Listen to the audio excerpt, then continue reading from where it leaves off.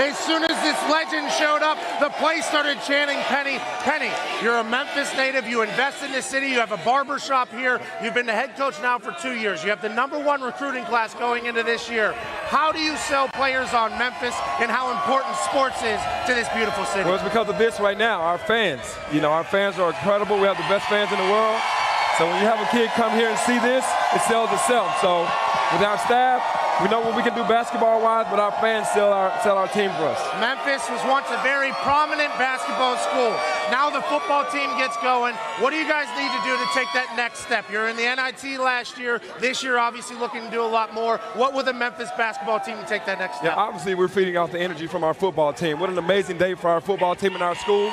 But for us to go forward, we have to play great basketball. You got to win. And, you know, we want to make it to the NCAA tournament and go as far as we can go. When I talked to Coach Norvell, whenever we had a Thursday night game here, he said sports are vital to the success of this city. I assume that's something that you take with a lot of pride, being a Memphis native. Absolutely. You know, this is a sports town, and absolutely we're excited today. Our football team is doing amazing things, the basketball and the other sports in our school. So as we go, that's how the city goes. Hey, I'm pulling for the Tigers. Whoa! Oh, yeah. G-E-R-S, Tigers! Tigers basketball head coach Penny Hardaway. Reese, let's go back to you. Boss man Beale Street is lit. They're going to be ready to see James Wiseman and the rest of that great freshman class that Penny has. It's almost certain to go to the NCAA tournament. You're already in basketball mode there. Exactly. You got the seminar in. You're breaking names down. You're like a point guard. He's going to have to be in it too. You're coming up to the Garden to see Champions Classic for the first release of the college football playoff rankings, which is a little bit different than basketball, where they put together 68 teams.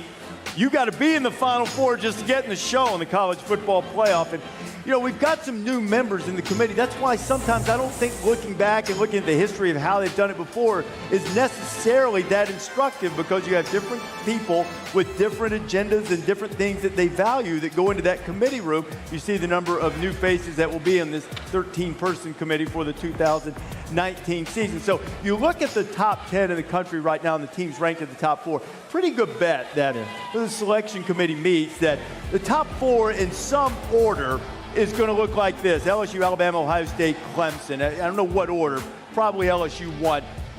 But the real issue is who finishes there. LC, who is most likely not to wind up there that's going to be in that initial top 4? Ohio State. I'm worried about Ohio State because I'm worried about Michigan. That dadgum Michigan is sneaking around like and the loser of the LSU-Alabama game out. Yeah, well, we'll talk about that in a second. I think it could be Alabama, and the only reason I say Alabama is they've got a tough one coming up with LSU, and it's almost as if people were just saying that, well, they're in. Yeah. No. The work just is beginning, because now they have that rivalry game in Jordan-Hare, and that, to me, Des, is not just a slam dunk.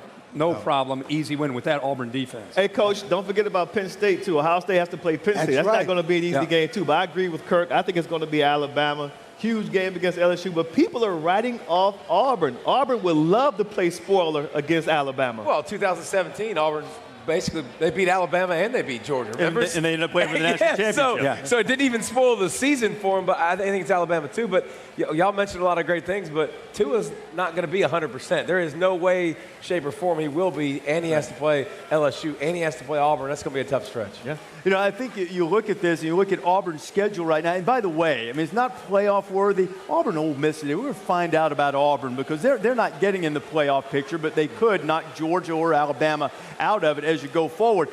Auburn was the team in 2017 that came closest to making it as a 2-loss team. Who's got the best case when we start getting down to the 1-loss contestants? Oklahoma seemingly took a hit with a loss to Kansas State. Well, I mean, you just talked about Ohio State's going to play Penn State. They're going to play Michigan. And you have LSU and Alabama. I think there's been so much talk about the loser of the LSU-Alabama game potentially having a debate, especially if it's LSU because of that Texas win in their non-conference. Why aren't people talking about Penn State? If Penn State, David, goes 11-1, and their only loss is in Columbus, and it's a competitive game.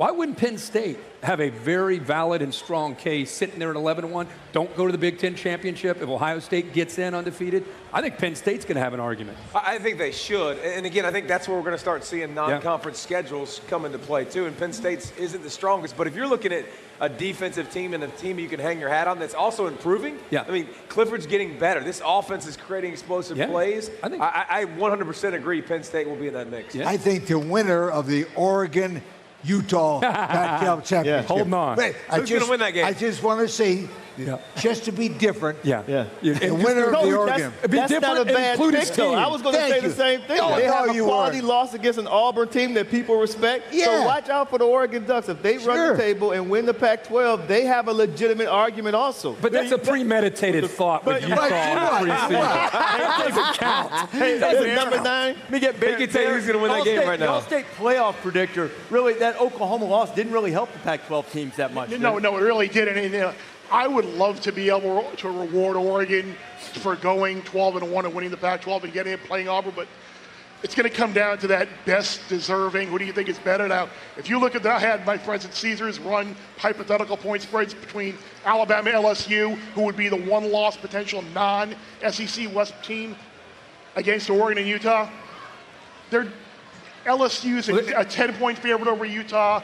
But don't you think LSU, because of the resume, has a better case? Alabama, you're just going to have to say and the problem, they're just better. And the problem is Alabama and LSU will likely have a win over Auburn, which, I mean, you want to say, Oregon played them, they played them tough and probably should have won, but it's going to be, I think it's going to be hard for Oregon to win that division. I think what we're headed toward is either what you guys have been discussing, Clemson, Big Ten winner, SEC winner, and then is it that second Big Ten team, second SEC? By the way, Penn State right now, if you look at the strength of record metric, which the CFP committee kind of follows, that resume deserve, Penn State's number 2. Good. So that we're assuming we know the top 4. Maybe Penn State pops in. Greg McElroy actually thinks that Penn State has a good chance of being in the top 4. By the way, this could get even more complicated if the SEC East comes in and beats the SEC West in the SEC Championship game, which, by the way, Florida wasn't far off from beating LSU in Baton Rouge. So that's not – and it's not out of the realm. Let me throw it to you this way, too. Georgia beats Florida, loses to Auburn, but still wins the SEC. Let's get weird. Let's go. A lot of football. You know how many SEC haters are just praying that maybe the SEC gets left out? All of them. Go Utah. They're more likely to get 2 teams in. Hey, you're much more likely to get 2 teams in. You guys know where we're going next week. I think we're going to head over to Tuscaloosa. Kirk said we're going to Tuscaloosa. Yeah. It's done. I've been saying that. Next Saturday. We knew that in August. Number 1, number 2 in the polls. We'll see where they're ranked by the selection committee coming up on Tuesday night. College game day, 9 a.m. Eastern time. They do what, Bama? In women's soccer. You know what you want? You want to check out Nick Saban and the ESPN Plus detailed, groundbreaking sports analysis program. Take a look. On this episode of Detail, we're going to look at the RPO concepts on both sides of the ball. You know, Tua sees it pre-snap, and that's what these spread-out formations do. They make the defense declare itself. So they would have a hard time disguising a split safety coverage here, which they can't do. And again, we're running the slants outside. The defenders on the slots have outside leverage, so